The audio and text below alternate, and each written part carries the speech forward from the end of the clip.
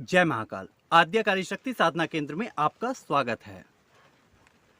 आज का हमारा 5वां ऑनलाइन चैप्टर है भौतिक जीवन की समस्याएं और तंत्र साधना। भौतिक जीवन में कौन कौन सी समस्याएं आती हैं और हमारा जीवन किस प्रकार से प्रभावित होता है समस्याओं द्वारा, और हम उन समस्याओं के लिए तंत्र के अनुसार हम क्या कर सकते हैं।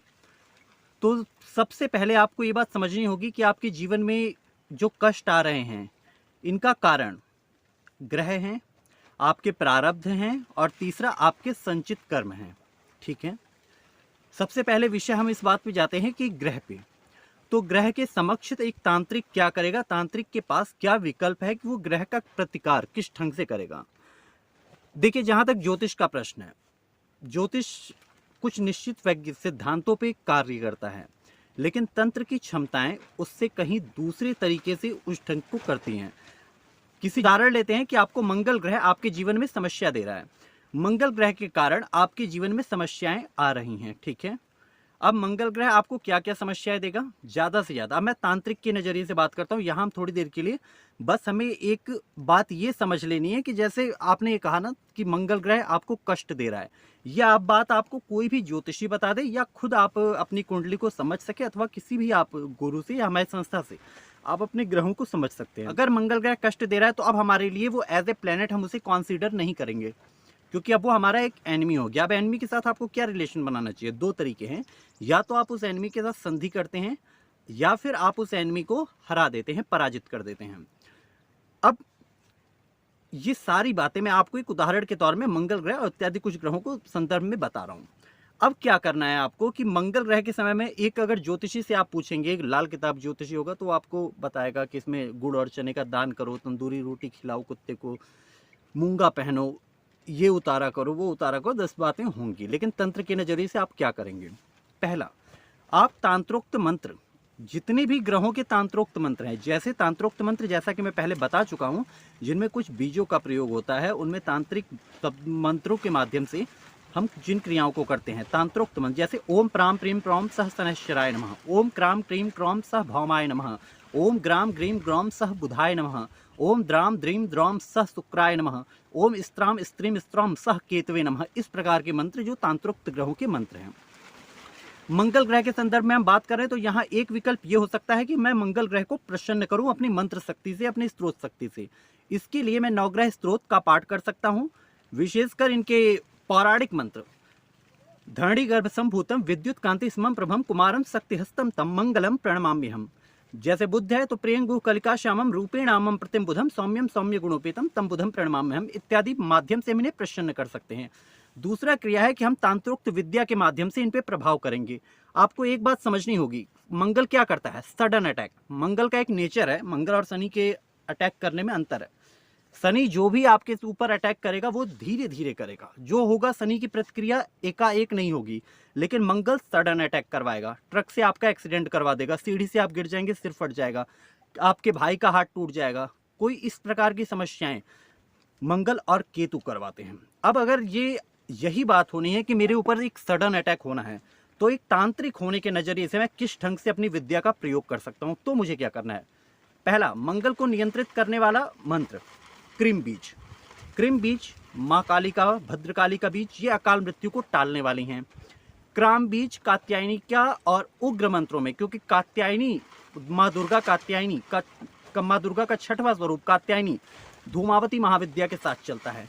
यदि क्राम बीज, क्रीम बीज, क्रॉम बीज ये मेरे जीवन में अवतरित होंगे तो जो भौमा मतलब कि भौमाय मंगल ग्रह के लिए, तो वो जो मंगल ग्रह है ना उसका प्रभाव ये रोक देंगे तंत्र के माध्यम से।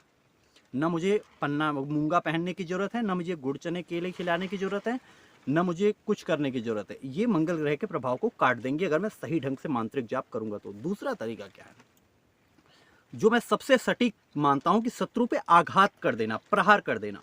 उस ग्रह के ऊपर भी तांत्रोक्त विद्याओं से प्रहार किया जा सकता है, और रावण ने किया है। जो हम कहते हैं ना कि रावण प्रकांड ज्योतिषी था, वो ज्योतिषी भी था, लेकिन जो उसने तंत्रों के ग्रहों के साथ किया है वो तांत्रोक्त विद्याएं थी। ठीक है, रावण संहिता की अलग बात है, लेकिन अभी मैं ज्योतिष मेरा विषय नहीं है, मेरा विषय तंत्र है, तो हमारी बातें तंत्र के संदर्भ में होनी चाहिए।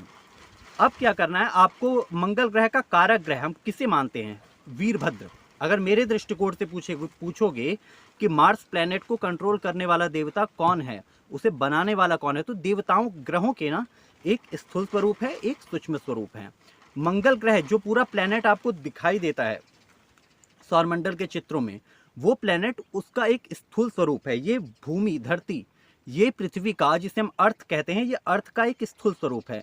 लेकिन इसके अंदर एक देवी बैठी हुई है और वो देवी उसका सूक्ष्म स्वरूप है।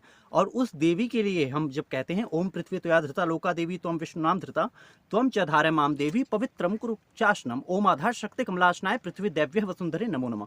तो ये सब बातें हम किसके लिए कहते हैं? हम इस पूरी पृथ्वी की मिट्टी, बालू इत्यादि के लिए नहीं कहते हैं, हम उसकी सूक्ष्म शक्ति उस धरती माता के लिए कहते हैं, भूमि के लिए, वसुंधरा जिसका नाम है उसके लिए हम कहते हैं। उसी तरीके से मंगल ग्रह के लिए हम यहाँ पर उठाएंगे एक मंत्र। पहला काम, मंगल ग्रह के लिए हमें यहाँ वीरभद्र को अपने साथ खड़ा कर लेना होगा। यदि वीरभद्र मेरे साथ खड़ा हो गया तो मंगल ग्रह मुझे नुकसान नहीं करेगा, क्योंकि मंगल ग्रह विध्वंस करवाएगा, केतु विध्वंस कराएंगे। और एक बात समझ लेना, वीरभद्र से ज्यादा विध्वंस किया किसने है? महाकाल और महाकाल की समन्वय शक्ति, शिव का सबसे क्रोधान्वित स्वरूप, उससे ज्यादा विध्वंस जिसने दक्ष यज्ञ में इतना भीषण रक्तपात किया कि हड्डियों को चट करने के लिए वैताल को आना पड़ा। तो वीरभद्र यदि मेरे साथ होंगे तो उस ग्रह से मुझे क्या चिंता? मंगल ग्रह मेरा नुकसान किस प्रकार से करेगा? दूसरी बात, अब हम शुक्र ग्रह के संदर्भ में बात कर लेते हैं। द्राम द्रीम द्रौम सह शुक्राय नमः, ये शुक्र ग्रह का तांत्रोक्त मंत्र है। अब इसी बात को अगर पौराणिक मंत्रों से मुझे देवता को प्रसन्न करना है, मनाना है, तो मैं कह सकता हूँ हिम मुकुंदम मृणालाभम दैत्यानाम परमं गुरुम सर्वशास्त्रम प्रवक्तारम भार्गवम प्रणमाम्यहम। शनि को मनाना है तो मैं कह सकता हूँ नीलांजन है समाभासम रवि पुत्रम यमाग्रजम छायामार्तंड संभूतम तम नमामि शनिश्चरम। लेकिन यदि इसके विपरीत मुझे इन पे प्रहार करना है, अब बुध पे प्रहार करना है, तो बुध की इष्ट कौन है? बुध को चलाने, बुध ग्रह का स्वामी कौन है? माँ दुर्गा। ठीक है। मंगल का स्वामी हनुमान जी, वीरभद्र, यानी अग्नि तत्व प्रचंड हो। हनुमान जी सात्विक होते हुए भी उनमें अग्नि तत्व प्रचंड है। ज्यादातर आपने देखा होगा हनुमान जी की तांत्रोक्त क्रियाओं में गुरु कहते हैं कि अपना मुंह अग्निकोण में रख लेना। अग्निकोण मतलब साउथ और ईस्ट के बीच की डायरेक्शन। तो अग्निकोण में ऐसा क्या प्रभाव है कि वहां हनुमान जी तो पूरब में भी हो सकते थे, उत्तर में भी हो सकते थे, ठीक है, लेकिन हनुमान जी को अग्निकोण में क्यों, वहां दक्षिण का कॉम्बिनेशन लेने की आवश्यकता क्यों पड़ी? क्योंकि हनुमान जी के तांत्रोक्त स्वरूप का भी कहीं ना कहीं आपको इस्तेमाल करना था। ठीक है। गुरु के संदर्भ में अगर मैं कह रहा हूं कि मैं ओम द्राम द्रम द्रौम सह शुक्राय नमः का जाप न करके मैं सीधे मैं द्राम बीज का जाप करना शुरू कर देता हूं, तो क्या मेरा कार्य होगा? बिल्कुल होगा, और 101% होगा। द्राम बीज भगवान दत्तात्रेय का है, और अगर मैं भगवान दत्तात्रेय की साधना करूंगा तो शुक्र ग्रह मेरे नियंत्रण में आ जाएगा। अगर मैं यक्षिणी या किसी अप्सरा की साधना, सौंदर्य साधना करना चाहता हूं, तो सौंदर्य साधना को देने वाला कौन है? शुक्र ग्रह। ठीक है। इसी तरीके से हम किसी भी, अब चंद्रमा है तो चंद्रमा के लिए हम क्या करते? चंद्रमौलेश्वर भगवान की साधना, भगवान चंद्रमौली की अगर हम साधना करते हैं तो चंद्रमा ग्रह को शांत करने के उसके नियंत्रित करता चंद्रमौलेश्वर है। तो या तो मैं चंद्रदेव को प्रसन्न करूं, या मैं सीधे चंद्रमौलेश्वर भगवान की आराधना करूं। और अगर वीरभद्र जैसी शक्तियों का आह्वान करते हैं तो देवताओं पे आघात तक कर देते हैं ये मंगल ग्रह को, क्योंकि ये मंगल ग्रह पूरा इनके नियंत्रण में चल रहा है। तो हम उस स्थूल प्लेनेट को अपने अनुकूल, उसकी वाइब्रेशंस, उसकी रेज, ये सब बातें ना करते हुए हम सीधे उसके सूक्ष्म स्वरूप को, उसके सॉफ्टवेयर को हम ना ठीक कर दें। हार्डवेयर के चक्कर में आपको पढ़ने की जरूरत ही नहीं है। जैसे हम बात करें मार्स के लिए रेड कोराल, तो रेड कोराल की वेब लेंथ कितनी होती है? 65,000, और रूबी 70,000 वेब लेंथ। लेकिन ये वेब लेंथ किसके लिए काम कर रही है? ये उस प्लेनेट की एनर्जी पे काम कर रहे हैं।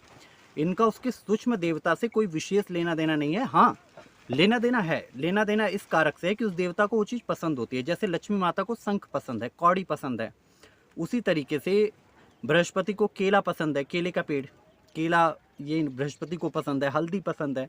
उसी तरीके से इन देवताओं को, अब शुक्र को स्फटिक पसंद आएगा, हीरा पसंद आएगा, प्लेटिनम पसंद आएगा, चंद्रमा को मोती पसंद आएगा, चंद्रदेव को।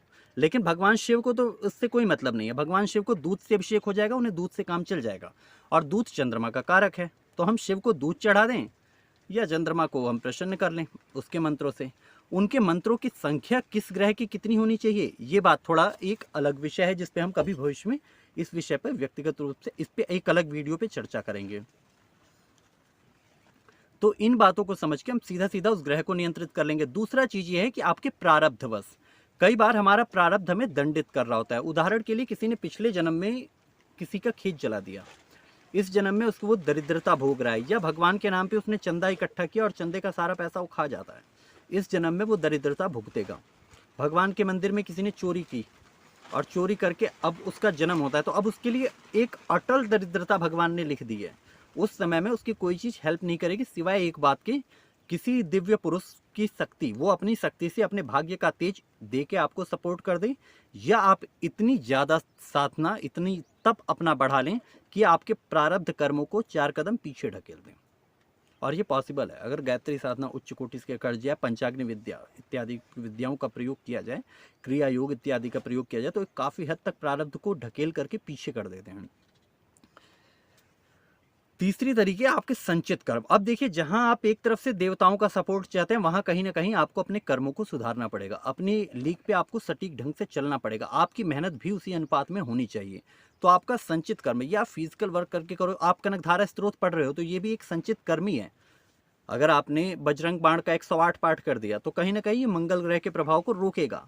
भगवान दत्तात्रेय के मंत्र का, द्राम बीज का आपने 5 लाख जाप किया, अब 5 लाख जाप करने के बाद अब शुक्र ग्रह को आपको जो भी देना हो, शुक्र ग्रह को अब रोकने के लिए द्राम बीज खड़ा है, क्योंकि वही द्राम बीज ओम द्राम द्रेम द्राम स शुक्राय नमः बन के तांत्रोक्त मंत्र के माध्यम से काउंटर अटैक दे देता है शुक्र ग्रह पे, शुक्र ग्रह को प्रसन्न कर लेता है। लेकिन यदि हम चाहें तो इसी मंत्र से उस देवता पर एक प्रहार भी कर सकते हैं और ग्रहों को भी पीड़ा दी जा सकती है।